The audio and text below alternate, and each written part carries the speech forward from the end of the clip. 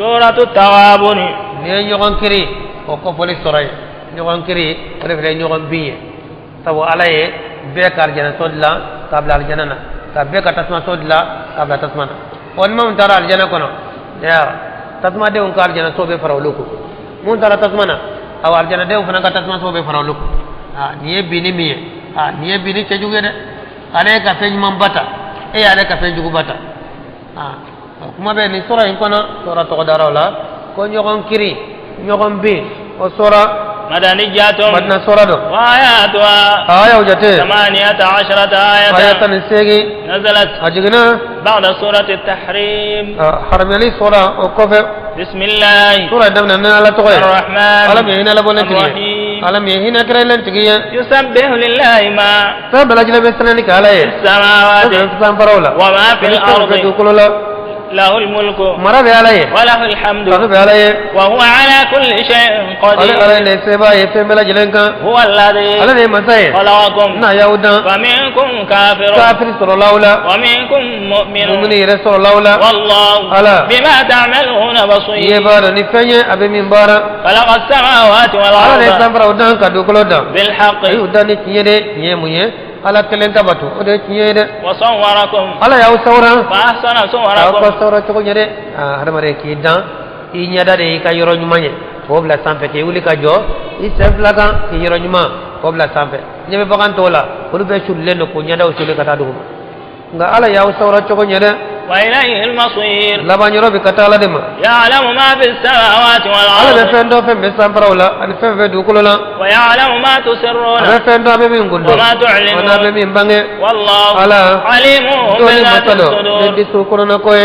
alam ya'tikum naba'u alladhina yala bago kibara masya aw ma kafaru bago kibara bana mamam nun kafirana tako fadaqu ori enne ne ke wa bala amri ko konye balawla de walahum adhabun alim janga tabu ye janga tamin diminendo bago bana la koina kala ko kele abe kama shiba jiralala ube halakila ube tatiena wana fana yere naya senda o senoka mun yusro o nyoko ba usro de zalika ode bi annahu konaye kanat ta'tihim o rusulun pachi da on kumina uma bil bayyinati dal bangana onye wa qalu ko abasharun jala fare ko tigi yahdunana o ba on kanawa wa kafaru o fisingale o jona de ko o nyoko hada bade anyo ko fare ko tigi an kan fasra bla katugo go ubana wa tawallaw yu kode wastaghna Allah o fisingale ra o yu kode wa ala karla ala غني حميد زعم الذين كفروا مغو يكون فو من كافرنا ألا يبعثوا كفولو تكون ده كونو سارا كوتكونو مغو مكوته وبي كافر مغو دالنت سارا كوننا وبي كافر ده قل بلى ونه كفو نامتيه وربي ان كلا نمي لا تبعثن والله فاكا كونو ثم لا تنبؤن وفاكا كبريا بما عملتم وذلك على الله يسير وكان غالما فآمنوا بالله ورسوله والنور الذي أنزلنا والله بما تعملون خبير يوم يجمعكم يوم الجمع ذلك يوم التواب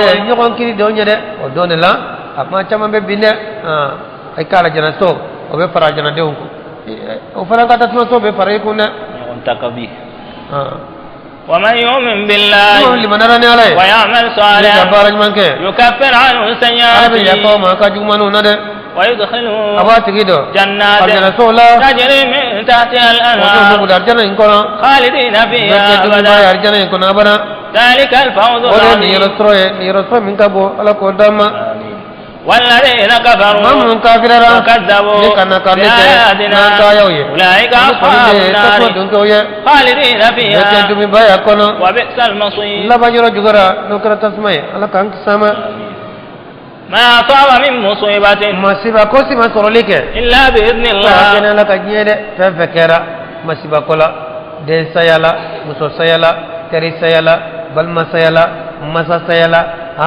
den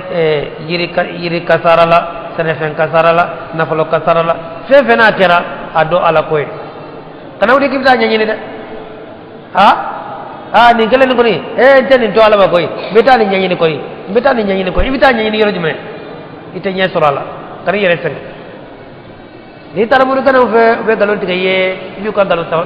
tikay sarado mine uba ka duci be dukuna mo ko bla ñoxal ni tara domo fe o keleno be galone tigeye bolo nodo adu ba ka adu yere de kono am ka du kono abene muso de do alde baranke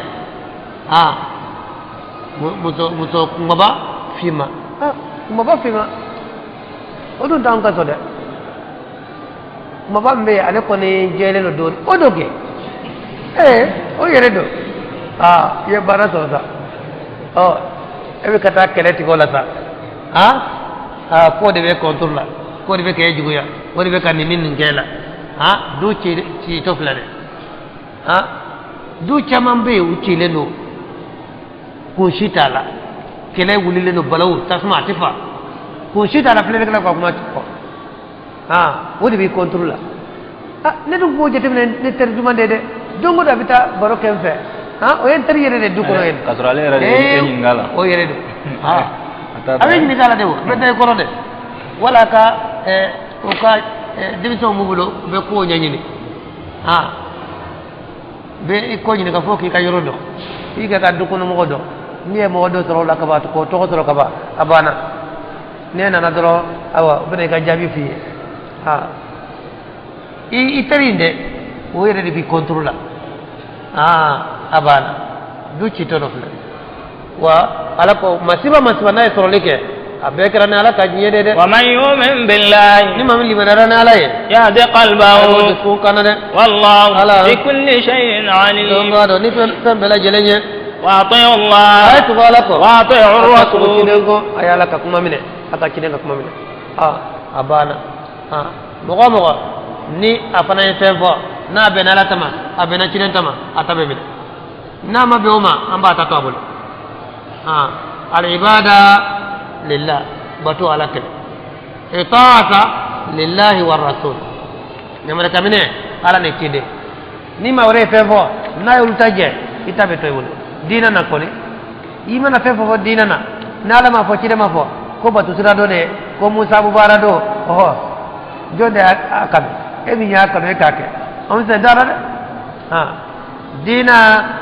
abe mine nun fladila ala ne kide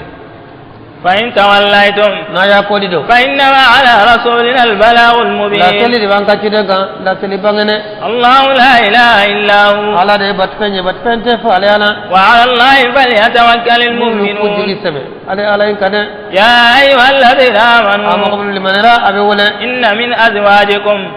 وأولادكم عدوا لكم أكار جوبه أفر مسولاويه جوبه أدونا أيده إدين دوبه يجودو فاحذروا be ijugudo aya yere ko sula de waye be ke sabe ke kadina tiye bulo way jugude musam be ke sabe ke kadina tiye bulo way jugude e ko sula de wa in ta'fu na ya fara wa tasfahu ni ka ko to ke wa taghfiru ya fa pe wa inna allaha ghafurur rahim ina matado o jigna kidanga tawa mun islamira maga nganu ma hijra jona ol to ramagai mu hijra la jona kana madina don mun benat mamina o yatro mu hijra la o kala na doni chama bubulo o yejoro bauta bo olu minna na retar la o kera ko mo goy bo jone kara sabe ko o retari o muso ne do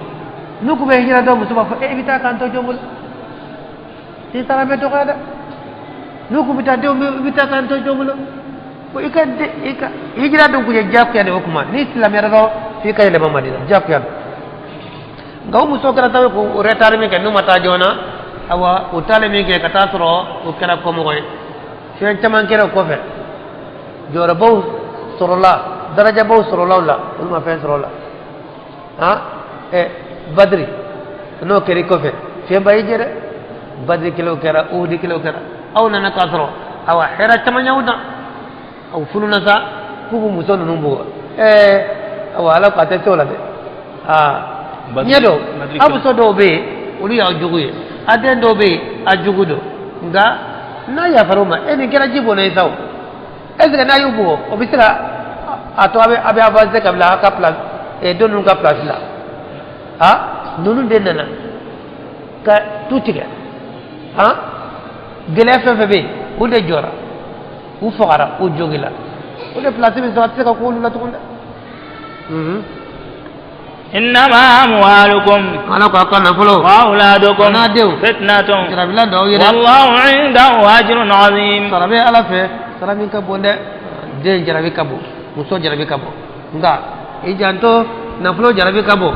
shi kan ka dina tiede nunun diri mai kui deme ka dina den to ki deme ala ko den nga akana ke sabe ki ka dina tiede واتقوا الله ما استطعتم واسمعوا وأطيعوا وأنفقوا خيرا لأنفسكم ومن يوق شح نفسه فأولئك هم المفلحون إن تقرضوا الله قرضا حسنا يضاعفه لكم ويغفر لكم